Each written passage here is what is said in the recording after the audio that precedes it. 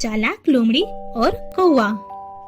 एक दिन गर्मी के भरी दोपहर में एक लोमड़ी जंगल में घूम रही थी। वो लोमड़ी बहुत भूखी थी। उसने आसपास खाने की तलाश की, किंतु उसे कहीं भी कुछ भी खाने को नहीं मिला। लोमड़ी जंगल से निकलकर खाने की तलाश में एक गांव में पहुंच गई।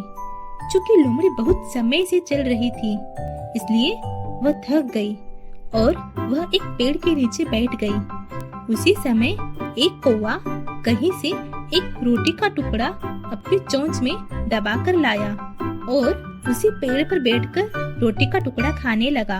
लोमड़ी ने देखा कि कौवा तो अपनी चोंच में दबाकर रोटी का टुकड़ा खा रहा है।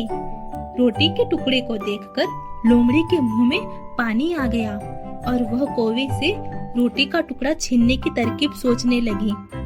तभी लोमड़ी को एक उपाय सूझा।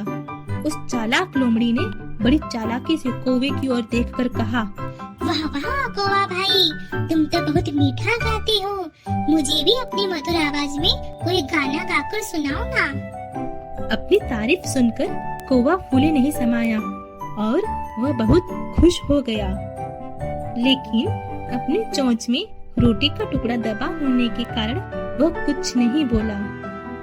चालाक लोमड़ी सब समझ गई और फिर कौवे से बोली, लगता है आप मुझे अपनी मधुर आवाज सुनाना नहीं चाहते, इसलिए अब मुझे तो उसी कोयल की आवाज को सुनकर ही काम चलाना पड़ेगा।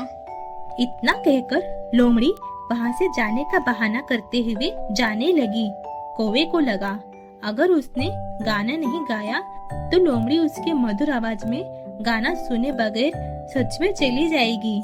इतना सोचकर कौवे ने लोमड़ी को गाना सुनाने के लिए जैसे ही अपना मुंह खोला तो रोटी का टुकड़ा उसकी चोंच से छूटकर लोमड़ी के सामने गिर पड़ा।